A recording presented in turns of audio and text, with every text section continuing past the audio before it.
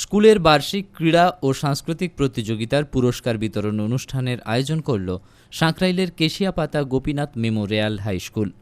নাচ, গান, আবৃত্তি ও যেমন খুশি সাজো সহ বিভিন্ন বিভাগে বিজয়ী ছাত্রছাত্রীদের হাতে বুধবার একটি অনুষ্ঠানের মাধ্যমে পুরস্কার তুলে দেওয়া হয়।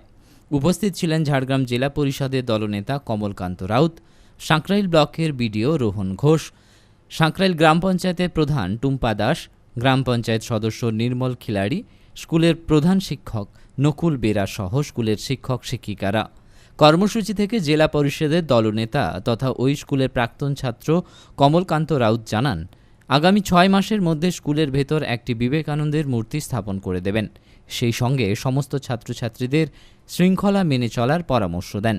পাশাপাশি এদিন সাঁকরাইল গ্রাম পঞ্চায়েতের পক্ষ থেকে কেশিয়াপাতা গোপীনাথপুর মেমোরিয়াল হাই স্কুলের 2025 শিক্ষাবর্ষের মাধ্যমিক পরীক্ষার্থীদের সাফল্য কামনায় জলের বোতল, কলম উপহার দেওয়ার পাশাপাশি মিষ্টিমুখ করিয়ে শুভেচ্ছা জানানো হয়।